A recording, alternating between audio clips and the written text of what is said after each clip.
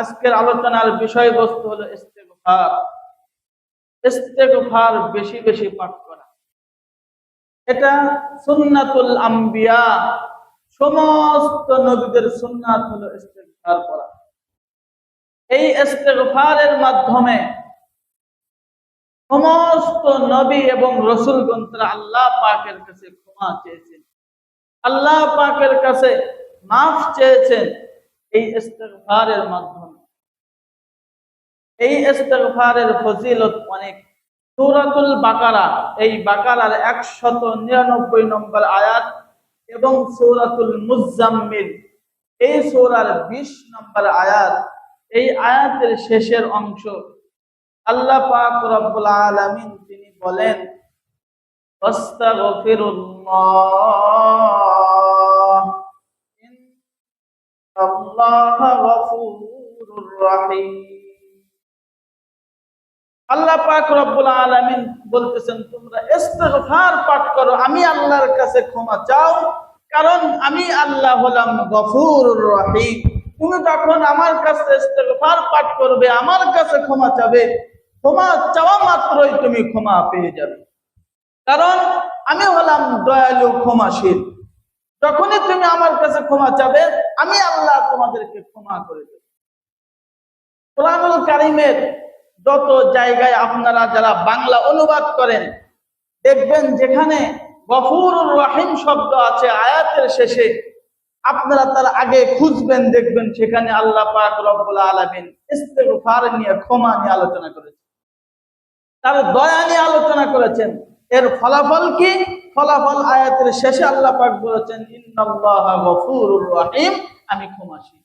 এইভাবে যত আয়াতের শেষে দেখবেন, ইন্নাল্লাহা লা ইউহিব্বুল মুতাকাব্বিরিন, আল্লাহ পাক কোনো অহংকারকারী যারা দাম্ভিকতা নিয়ে দুনিয়াতে ঘোরাফেরা করে, নিজেকে মনে করে আমি তো অমুক নেতা, আমি তো সেই হয়েছে, আমার মতো সমকক্ষ পৃথিবীতে আর কেউ নাই, এইরকম যারা মনে করে, এইরকম ব্যক্তিদেরকে আল্লাহ পাক পছন্দ করেন না। সেটাই আল্লাহ পাক বলেন, ইন্নাল্লাহা লা ইউহিব্বুল মুতাকাব্বিরিন, আমি কোনো অহংকারকারী ব্যক্তিকে পছন্দ করি না।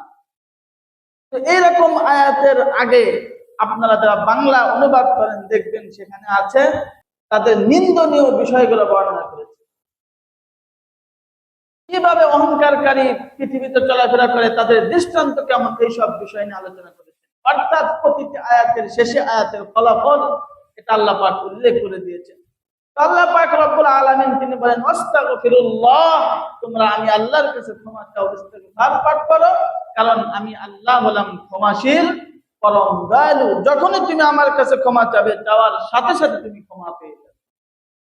সূরা যারিয়াত আয়াত 18 নম্বর আয়াত, আল্লাহ পাক রব্বুল আলামিন বলেন, ওয়া বিল আসহারি হুম ইস্তাগফিরুন, ওই সমস্ত বান্দা, ওই সমস্ত ব্যক্তি যারা শেষ রাত্রে উঠে আমি আল্লাহর কাছে ক্ষমা চায়, আমি আল্লাহর কাছে মাফ চায়, ইস্তিগফার করে, আমি আল্লাহ তাদেরকে ক্ষমা করে দেব। আসহার, সেখান থেকে সাহারি, সাহারি শব্দ আমরা বলি, কিন্তু সাহারি শব্দ আরবি হলো আসহার। এটাই আল্লাহ পাক বলেন, ওয়া বিল আসহারি হুম ইস্তাগফিরুন, যারা শেষ রাত্রে উঠে আমি আল্লাহর কাছে ইস্তিগফার পাঠ করে, যে সময় তামাম পৃথিবীর সমস্ত মানুষগুলো ঘুমে নিমজ্জিত থাকে, এমন সময় উঠে আমি আল্লাহর কাছে 2 রাকাত নামাজ পড়ে ইস্তিগফার পাঠ করে তার চোখের 2 ফোঁটা পানি ফেলায়, এইরকম ব্যক্তিদেরকে আমি আল্লাহ পাক ক্ষমার ঘোষণা করে দিলাম। এই কারণে বেশি বেশি ইস্তিগফার পাঠ করা, সব সময় ইস্তিগফার পাঠ করা। সমস্ত নবী এবং রাসূলগণ তারা প্রত্যেকে ইস্তিগফার পাঠ করেছে। সূরা আলে ইমরান আয়াত 135 নম্বর আয়াত, আল্লাহ পাক রব্বুল আলামিন তিনি বলেন, والذين إذا فعلوا فاحشة أو ظلموا أنفسهم ذكروا الله, ওই সমস্ত ব্যক্তি যারা দুনিয়ার মধ্যে বিভিন্ন গুনাহের মধ্যে লিপ্ত হয়, ফালু ফাহিশা, অশ্লীল গুনাহের কাজের মধ্যে যারা জড়ায়া পড়ে, ফালু ফাহিশাতান আও যালামু আনফুসাহুম, অতঃপর নিজের নফসের উপরে জুলুম করে, জুলুম করার পরে যাকারুল্লাহ, আমি আল্লাহকে স্মরণ করে আস্তাগফারু লিযুনুবিহিম, আমি আল্লাহকে স্মরণ করার সাথে সাথে তাদের গুনাহগুলোকে মাফ করে দেই। ফাস্তাগফারু লিযুনুবিহিম, স্মরণ করে আমি আল্লাহকে, এবং ইস্তিগফার পাঠ করে আমি আল্লাহকে স্মরণ করা আর ইস্তিগফার পাঠ করার কারণে আমি তাদের জিন্দেগীর গুনাহগুলোকে ক্ষমা করে দিই। দুনিয়ার মধ্যে যারা গুনার ভিতর লিপ্ত হয়ে নিজেকে অনুতপ্ত মনে করে, অনুশোচনা যারা আছে, অনুশোচনা আসলেই তো আমরা ইস্তিগফার পাঠ করি। যদি আমাদের মাধ্যমে গুনাহ না হতো তাহলে তো আমরা প্রত্যেকেই ফেরেশতা হয়ে যেতাম। আমাদের মাধ্যমে গুনাহ হবে, কিন্তু গুনাহ হওয়ার সাথে সাথে আল্লাহকে স্মরণ করতে হবে, নিজের ভিতরে অনুশোচনা আনতে হবে যে আমার মাধ্যমে গুনাহ হয়েছে, এই গুনাহের কারণে তওবা করতে হবে। এই অনুশোচনা আমার আপনার ভিতরে থাকা দরকার। যদি থাকে তাহলেই না ওই সময় আমার আপনার জবান দিয়ে ইস্তিগফার আসবে। পৃথিবীর প্রতিটি মানুষ গুনাহ হবে, গুনাহ থেকে কেউ মুক্ত না। আজ ফেরেশতাদের চাইতে মানুষ বেশি দামি কেন? আল্লাহ পাক রব্বুল আলামিন পৃথিবীতে যত জিনিস তৈরি করেছেন, পৃথিবীতে পাহাড় পর্বত লৌহ কলম সাত আসমান জমিন যা কিছু সৃষ্টি করেছেন, এই সব জিনিস সৃষ্টি করার ক্ষেত্রে আল্লাহ পাক কিন্তু বলেন নাই আমি ভালো করে সৃষ্টি করেছি, এই কথা বলেন নাই। কিন্তু মানুষ বানাইলেন আল্লাহ পাক রব্বুল আলামিন এক ফোঁটা নাপাক পানি, সাধারণ কোনো নাপাক নয়। যেই নাপাক পানি বের হলে মসজিদে প্রবেশ করা যাবে, মসজিদে পর্যন্ত প্রবেশ করা হারাম, খানায়ে কাবা তওয়াফ করা হারাম, কুরআনুল কারীম তেলাওয়াত করা হারাম, আল্লাহর জিকির করা হারাম। এমন এক ফোঁটা নাপাক পানিতে আল্লাহ পাক বানাইলেন। বানানোর পরে আল্লাহ পাক বললেন কি, লাকাদ খালাকনাল ইনসানা ফি আহসানি তাকওয়িম। সূরাতুত তিন, এই তিন সূরার মধ্যে আল্লাহ পাক বলেন নিশ্চয় আমি মানুষকে আহসানি তাকওয়িম অনেক সুন্দর করে সৃষ্টি করেছি এবং সর্বশ্রেষ্ঠ মাখলুকাত হিসাবে আমি মানুষকে ঘোষণা করেছি। কিন্তু আল্লাহ পাক পাহাড় বানাইলেন, চন্দ্র বানাইলেন, সূর্য বানাইলেন, সাত আসমান জমিন বানাইলেন। এত কিছু বানায়া আল্লাহ পাক কি বলেছেন আমি অনেক সুন্দর করে সৃষ্টি করেছি? বলেন নাই। এত নিম্নমানের জিনিস যে আল্লাহ পাক আমাদেরকে বানায়া বললেন আশরাফুল মাখলুকাত হিসাবে ঘোষণা করলেন। শুধুমাত্র জমিনের মধ্যে নয়, বরং স্থল, জলস্থল, নিচে, উপরে সব জায়গায় আশরাফুল মাখলুকাত হিসাবে আমরা শ্রেষ্ঠ মাখলুকাত।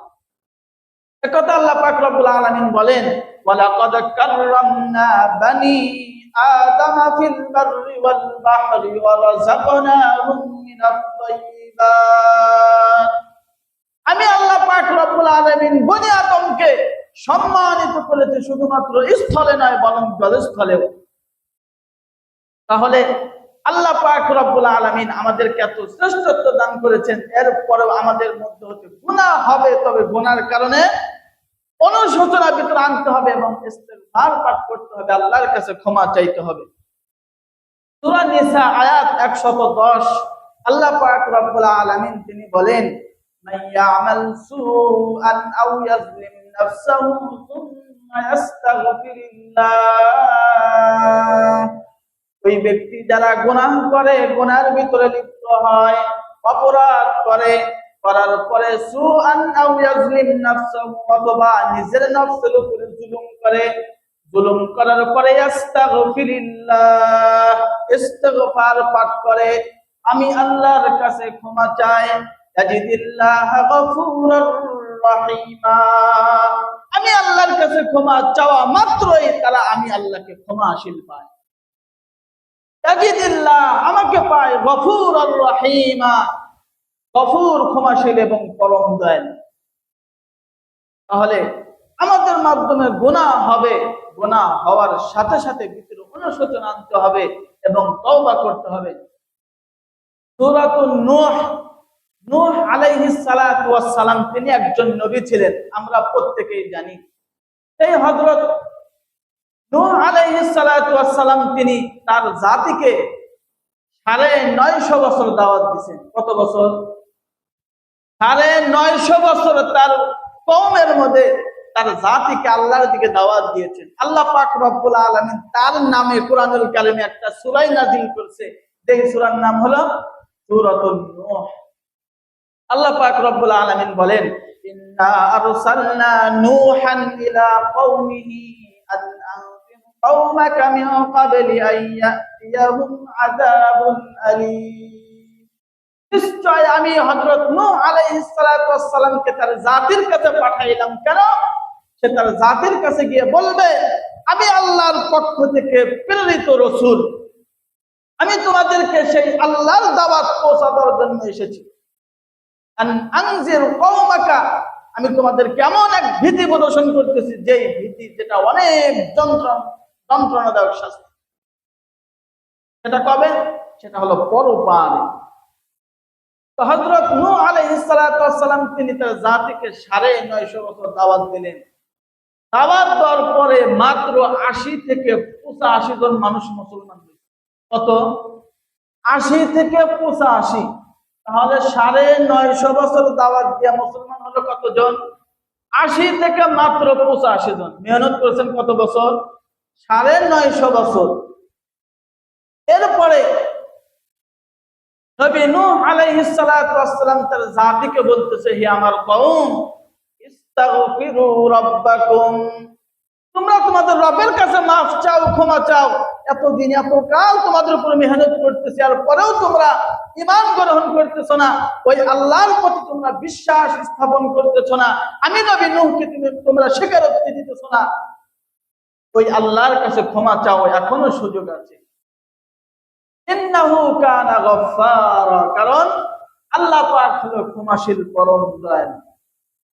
এতকাল তোমাদের উপর মেহনত করলাম, আমি নবী নূহ দাওয়াত দিলাম, এরপরেও তোমরা ঈমান আনলে না, কিন্তু এখনো কিন্তু সুযোগ আছে।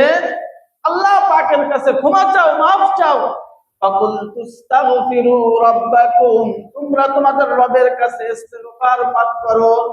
ইন্নাহু কানা গফফারা, কারণ তোমাদের রব তোমাদের উপরে ক্ষমাশীল, পরম দয়ালু। ইরসিলিস সামাআ আলাইকুম মিদরারা, যদি তোমরা ইস্তিগফার পাঠ করো, এই ইস্তিগফারের কারণে আল্লাহ পাক রব্বুল আলামিন তোমাদের উপরে রহমতের মশক দ্বারা বৃষ্টি দান করবেন।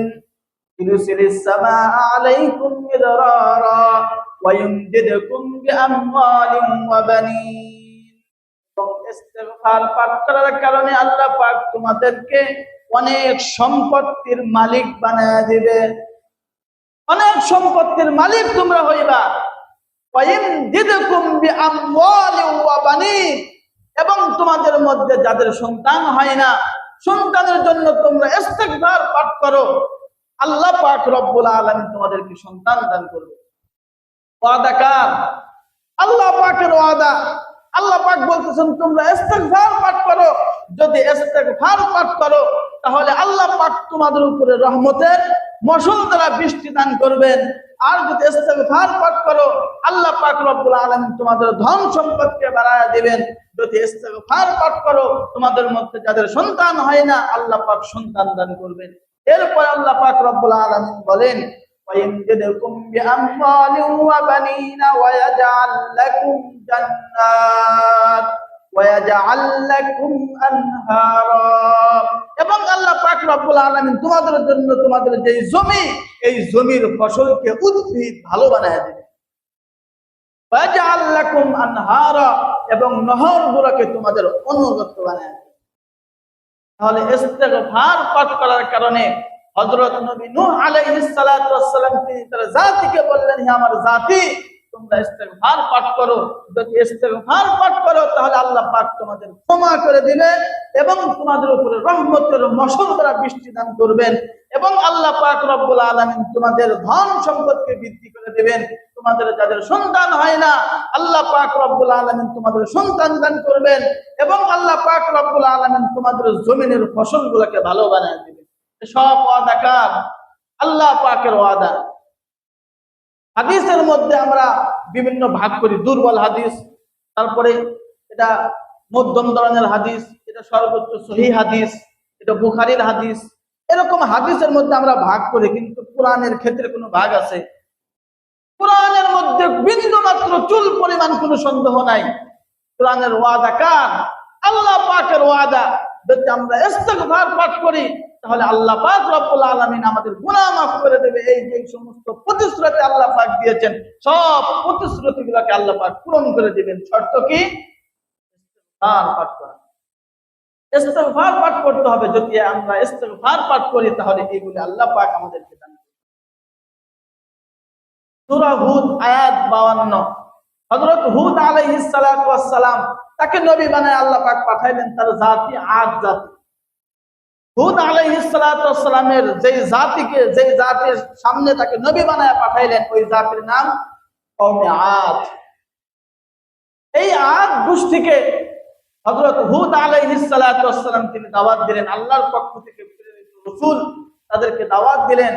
এই আদ জাতি তারা এক একটা মানুষের তারা উচ্চতা ছিল 400 হাত। কত হাত? 400 হাত। সর্বনিম্ন যে বেটে খাটো এই ব্যক্তি ছিল 100 হাত। 100 হাত যদি কোনো মানুষ হতো তাকে বাইটে বা খাটো বলতো। মানে এত বড় বড় তারা মানুষ। এই মানুষগুলো পাহাড় কেটে কেটে ঘর বানাইতো। এই শক্তি আল্লাহ পাক রব্বুল আলামিন তাদেরকে দিয়েছে। এত শক্তিশালী মানুষ তারা। এক একটা মানুষের উচ্চতা কত? 400 হাত করে। আবার যে সর্বনিম্ন খাদ্য সে কত হাত? 100 হাত। এত বিশাল বিশাল দেহের অধিকারী মানুষগুলো তাদের কাছে পাঠাইলেন আল্লাহ পাক রব্বুল আলামিন হযরত হুদ আলাইহিস সালাতু ওয়াস সালাম। এই হুদ আলাইহিস সালাতু ওয়াস সালাম তিনি তাদের মাঝে মেহনত করলেন, আল্লাহ পাকের দাওয়াত তাদের কাছে পৌঁছাইলেন। হযরত হুদ আলাইহিস সালাতু ওয়াস সালাম তার কওমের কাছে গিয়ে বললেন, ওয়া কওমি ইস্তাগফিরু রাব্বাকুম সুম্মা তুবু ইলাইহি। হে আমার জাতি, তোমরা তোমাদের রবের কাছে ইস্তিগফার পাঠ করো। ইস্তিগফার পাঠ করো। ওয়া তুবু ইলাইহি, এবং তার কাছে তোমরা তওবা করো। তাহলে কি হবে? ইরসিলিস সামাআ আলাইকুম মিদরারা। আল্লাহ পাক রব্বুল আলামিন তোমাদের উপরে রহমতের মশল দ্বারা বৃষ্টি দান করবেন। এরপরে হযরত হুদ আলাইহিস সালাতু ওয়াস সালাম তার জাতিকে বলতেছেন, ওয়ায়াজিদুকুম কুওয়াতান ইলা কুওয়াতিকুম, এবং তোমাদের শরীরে যে শক্তি আছে এই শক্তিকে আল্লাহ পাক রব্বুল আলামিন আরো বহু গুণে বৃদ্ধি করে দিবেন। তবে ইস্তিগফার পাঠ করতে হবে। 400 হাত লম্বা মানুষের কি পরিমাণ শক্তি হতে পারে? এরপরেও আরো হুদ আলাইহিস সালাতু ওয়াস সালাম বলতেছেন, যদি তোমরা ইস্তিগফার পাঠ করো, ওয়ায়াজিদুকুম কুওয়াতান ইলা কুওয়াতিকুম, তোমাদের শক্তি যতটুকু আছে এর চাইতেও বেশি শক্তি আল্লাহ পাক বৃদ্ধি করে দিবেন। ওয়াদা কার? আল্লাহ পাকের ওয়াদা। যদি আমাদের মাঝে কারো শরীর দুর্বল থাকে, ইস্তিগফার পাঠ করলে কি হবে? শরীরে শক্তি আসবে। এটা কোনো হাদিস নয়, বরং কুরআনুল কারীমের আয়াত। সূরা হুদ আয়াত 52। বাংলা আপনারা যারা অনুবাদ করতে পারেন অনুবাদ করে নিন। যদি ইস্তিগফার পাঠ করেন আপনার শরীরে শক্তি আসবে। যদি ইস্তিগফার পাঠ করেন আপনার সম্পত্তি নাই, ধন সম্পদ নাই, আল্লাহ পাক ধন সম্পদ আপনাকে দান করবে। আপনার সন্তান নাই, আল্লাহ পাক আপনাকে সন্তান দান করবে। আপনার জমিনে ভালো ফসলের প্রয়োজন, ইস্তিগফার পাঠ করেন। আপনার গুনাহগুলোকে ক্ষমা করার প্রয়োজন, আল্লাহর কাছে ক্ষমা চান, ইস্তিগফার পাঠ করেন। তাহলে সব ওয়াদা হলো আল্লাহ পাকের ওয়াদা। কিন্তু মাত্রার মধ্যে কোনো সন্দেহ নাই। এই কারণে বেশি বেশি ইস্তিগফার পাঠ করা। উঠতে বসতে ইস্তিগফার করতে কি কোনো কষ্ট হয়? কোনো কষ্ট হয় না। যে কোনো কাজ করার সময় যদি আমরা জবান চালু করে রাখি, আস্তাগফিরুল্লাহ আস্তাগফিরুল্লাহ, জবানে বাতাসের সাথে বের হয়ে যায়, পড়তে অনেক কষ্ট হয় না। এই কারণে এই ইস্তিগফার বেশি বেশি পাঠ করা। আল্লাহ নবী সাল্লাল্লাহু আলাইহি ওয়াসাল্লাম তিনি বলেন, ইন্নাহু লা ইয়াকানু আলা কলবি, আমার যখন কোন সময় আমার ভিতরে অলসতা কাজ করত, যে আমার একটু অলস অলস মনে হচ্ছে। আল্লাহ নবী কি কোন সময় অলস ছিলেন? তিনি এমন ভাবে নামাজ পড়েছেন, সারা রাত নামাজ পড়েছেন, তার পা মোবারক খুলে গেছে। এই পরিমাণ তিনি আল্লাহ পাকের ইবাদত করেছেন। এরপরেও নবী বলতেছে, যদি কোনো সময় নিজেকে অলস অলস মনে হতো সাথে সাথে আমি ইস্তেগফার পাঠ করি। ইন্নাহু লা ইয়াগহারু আলা কলবি লা আস্তাগফিরুল্লাহ ফিল ইয়াউমি লিকুল্লি মাররাতিন, প্রতিদিন আমি নবী মুহাম্মদ 100 বার করে ইস্তেগফার পাঠ করি। তখন আমার কাছে একটু অলসতা আসতো আমার শরীরে, সাথে সাথে আমি ইস্তেগফার পাঠ করি। প্রতিদিন ইস্তেগফার পাঠ করতাম 100 বার সর্বনিম্ন। কারণ ইস্তেগফারের আমলকে বাড়ায় দাও। হযরত আবু হুরায়রা রাদিয়াল্লাহু তাআলা আনহু সূত্রে বর্ণিত, রাসূলুল্লাহ সাল্লাল্লাহু আলাইহি ওয়াসাল্লাম তিনি বলেন, মান লাজিমাল ইস্তিগফার জাআলাল্লাহু লাহু মিন কুল্লি যিকিন মাখরাজা ওয়া হাম্মা কুল্লি ফারজা ওয়া ইয়ারযুকুহু মিন হাইসু লা ইয়াহতাসিব। যদি কোনো ব্যক্তি নিয়মিত ইস্তিগফার পাঠ করে, আল্লাহ পাক রব্বুল আলামিন তাকে তিনটা উপকারে উপকৃত করবে। এক নম্বর, আল্লাহ পাক রব্বুল আলামিন তার শরীরের যত টেনশন আছে সমস্ত টেনশনকে আল্লাহ পাক দূর করে দেবে। দ্বিতীয় নম্বর, তার সমস্ত রিজিকের রাস্তাকে আল্লাহ পাক প্রশস্ত করে দেবে। তৃতীয় নম্বর, এমন জায়গা থেকে আল্লাহ পাক তাকে রিজিক দান করবেন যেই জায়গা সম্পর্কে ওই বান্দা কোনোদিন ধারণাও করে নাই আমি সেখান থেকে রিজিক পাবো, সেখান থেকে আমার জন্য রিজিক আসবে, এই ধারণাও কোনোদিন করে নাই। তাহলে যে ব্যক্তি নিয়মিত ইস্তিগফার পাঠ করবে, আল্লাহ নবী বললেন, জাআলাল্লাহু লাহু মিন কুল্লি হাম্মিন ফারাজা ওয়া ইয়ারযুকুহু মিন হাইসু লা ইয়াহতাসিব। এক নম্বর, তার শরীরের সমস্ত টেনশনকে আল্লাহ পাক দূর করে দিবেন। দ্বিতীয় নম্বর, রিজিকের রাস্তাকে প্রশস্ত করে দিবেন। তৃতীয় নম্বর, আল্লাহ পাক এমন জায়গা থেকে রিজিক দান করবেন যেই জায়গা সম্পর্কে সে কোনোদিন কল্পনা করে নাই, কোনোদিন সে কল্পনা করে নাই। এই ইস্তিগফার এটা সমস্ত নবীদের সুন্নাত, সুন্নাতুল আম্বিয়া। হযরত আদম আলাইহিস সালাতু ওয়াস সালামকে যখন জান্নাত থেকে বের করে দেয়, বের করে দেওয়ার পরে তিনি কি করেছিলেন? খুশি হয়েছিলেন নাকি আল্লাহর কাছে ইস্তিগফার পাঠ করেছিলেন? পাঁচ ওয়াক্ত নামাজের পরে আমরা বলি, রব্বানা যালামনা আনফুসানা ওয়া ইল্লাম তাগফির লানা ওয়া তারহামনা লানাকুনান্না মিনাল খাসিরিন। রব্বানা, হে আমাদের রব, যালামনা আনফুসানা, নিজের উপরে জুলুম করেছি, তুমি আমাকে নিষেধ করেছিলে ওই বন্ধন ফল খাইতে, তারপরেও শয়তানের ধোঁকায় পড়ে খাইছি। আল্লাহ, নিজের নফসের উপর জুলুম করেছি, সুতরাং আল্লাহ তুমি আমাকে ক্ষমা করে দাও। যদি তুমি ক্ষমা না করো তাহলে তুমি ছাড়া আর কেউ নাই, তাহলে ক্ষতিগ্রস্তদের অন্তর্ভুক্ত হয়ে যাবে। হযরত আদম আলাইহিস সালাতু ওয়াস সালাম তিনি আল্লাহর কাছে ইস্তিগফার পাঠ করেছিলেন। হযরত মূসা আলাইহিস সালাতু ওয়াস সালাম তিনি একজন ব্যক্তিকে একটা থাপ্পড় দিয়ে হত্যা করেছিলেন, আমরা প্রত্যেকেই জানি। একজন ব্যক্তিকে সতর্ক করার জন্য একটু থাপ্পড় মারতেন, সাথে সাথে তার প্রাণ বের হয়ে গেছে। হযরত মূসা আলাইহিস সালাতু ওয়াস সালাম আল্লাহর কাছে দোয়া করলেন, রব্বি ইন্নী যালামতু নাফসি ফাগফিরলি ফাগফারা লা। আয় আল্লাহ, আমি তো ভুল করেছি, আমার এটা ইচ্ছা ছিল না তাকে হত্যা করব, কিন্তু অজান্তে সে মারা গেল, হত্যা হয়ে গেছে। আল্লাহ তুমি আমাকে মাফ করে দাও, ক্ষমা করে দাও। আল্লাহ পাক রব্বুল আলামিন হযরত মূসা আলাইহিস সালাতু ওয়াস সালামকে ক্ষমা করে দিয়েছেন। তাহলে ইস্তিগফার এটা সমস্ত নবীদের সুন্নাত। এই কারণে প্রতিদিন সর্বনিম্ন 100 বার হলেও ইস্তিগফার পাঠ করা।